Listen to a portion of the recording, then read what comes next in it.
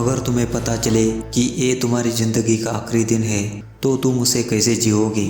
केल को नहीं पता था, लेकिन ये आखिरी बार था जब वो अपने बच्चों को खेलते हुए देख रहा था। आज सब कुछ बदलने वाला था, हमेशा के लिए। घास पर ओस की बूंदें भी जमी थी। ठंडी सुबह की हवा हल्के कोहरे को बहा रही थी। सूरज की पहली किरणें जंगल की हरी पत्तियों से छन कर नीचे आ रही थी और हल्की ठंडक के बीच एक वेलोसिरैप्टर चुपचाप बैठा था। उसका नाम केल था। तेज, चालाक और सतर्क।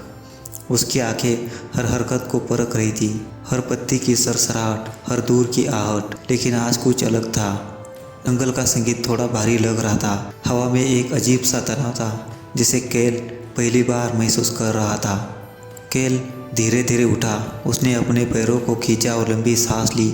जंगल आज भी वैसा था, लेकिन क्यों लग रहा था कि कुछ बदलने वाला है।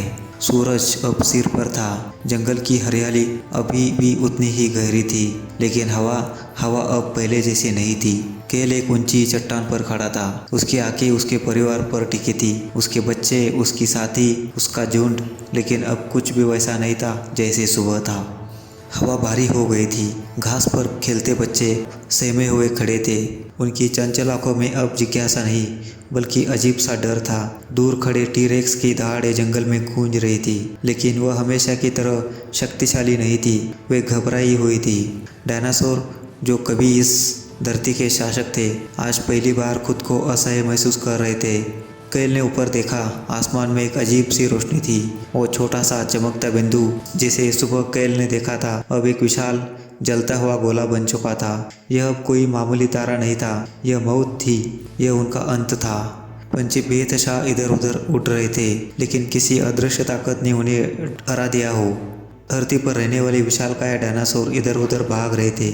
उनकी चिंगाड़ों में अब गुस्सा नहीं था, बल्कि डर था। केल ने गहरी सांस ली। उसकी उंगलियां जमीन को जकड़ रही थी। उसने अब मान लिया था, वह अपने परिवार को बचा नहीं सकता। आज पूरी पृथ्वी के सबसे शक्तिशाली जीव भी असह्य थे, और ऊपर आग का गोला और बड़ा होता जा रहा था, हर सेकंड करीब आता हुआ। आज यह जंगल, यह दुनिया, यह इतिहास, सब कुछ बदलने वाला था। और फिर टकराव हुआ। 72,000 किलोमीटर घंटा की रफ्तार से दौड़ता हुआ वह दहकता हुआ गोला युकाटन द्वीप से टकराया। एक सेकंड से भी कम समय में पूरी पृथ्वी की सतह कांप उठी। 10 अरब हिरोशिमा बमों जितनी ऊर्जा एक ही पल में धरती पर फट पड़ी। सुनामी, पर सुनामी नहीं, एक जल का महाप्रलय। 1500 मीटर ऊंची लहरें तटों से टकराई। पानी शोरों जितनी ऊंचाई तक उठा और फिर नीचे गिरा। सब कुछ बहा ले गया। धरती पर 180 किलोमीटर चौड़ा और 20 किलोमीटर गहरा गड्ढा बन गया। यह गड्ढा इतना विशाल था कि इसमें पूरा माउंट एवरेस्ट समा जाता। जंगल मात्र 30 सेकंड में राख। तेज हवा में पेड़ों के टुकड़े उड़ रहे थे जैसे सूखे पत्ते। हजारों डायनासोर खड़े खड़े जल गए, हवा में बिखर गए। आवाज, यह कोई साधारण धमाका नहीं था। एक झटके में पूरी पृथ्वी पर 300 डेसिबल से ज्यादा जोर की आवाज फैली। यह इतनी तेज थी कि पास के डायनासोरों के कान के पर्दे फट गए। वे तुरंत गिर पड़े बिना किसी चेतावनी के। केल भाग रहा था। जितनी तेज दौड़ सकता था उतनी तेज। उसकी आंखों में पानी था, लेकिन वह रुक नहीं सकता था। उसने अपने परिवार को आखिरी बार 1 घंटे पहले देखा था। अब वे कहाँ थे, जिंदा भी थे या नहीं। लेकिन अब सवाल यह नहीं था कि कौन बचा, सवाल था क्या बचा। पेड़ गिर रहे थे, आग आसमान छू रही थी, हवा में जलते हुए पत्थर बरस रहे थे। केल ने छलांग लगाई। एक बड़ी चट्टान उसके सामने गिरी।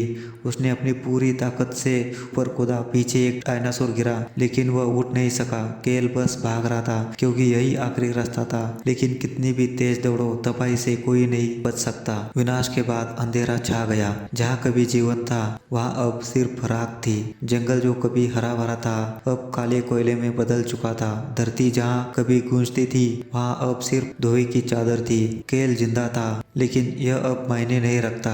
उसकी सांसें तेज चल रही थी, शरीर जख्मों से भरा था। उसकी आंखें चारों तरफ भटक रही थी, लेकिन देखने को कुछ बचा नहीं था। जिस जमीन पर उसने दौड़ना सीखा था, वह अब दरारों से चटक चुकी थी। जहाँ कभी उसका परिवार था, वहाँ अब सिर्फ राख उड़ रही थी। आकाश में सूरज था, लेकिन उसकी रोशनी अब धरती तक नहीं पहुंच रही थी। हवा में तैरती राख पूरा आसमान घेर लिया था। सिर्फ अंधकार था, जैसे रात अभी आई नहीं, बल्कि कभी जाने वाली ही नहीं। चारों ओर बस विनाश था। कुछ डायनासोर अब भी जिंदा थे, लेकिन जिंदा कहने के लायक नहीं। कोई जमीन पर घिसट रहा था, कोई राख में तभी सांस लेने की कोशिश कर रहा था। हर कदम पर टूटी हड्डियां, जले हुए शरीर। यह वही धरती थी जहाँ कल एक जीवन फल फूल रहा था। केल ने धीरे धीरे सिर उठाया।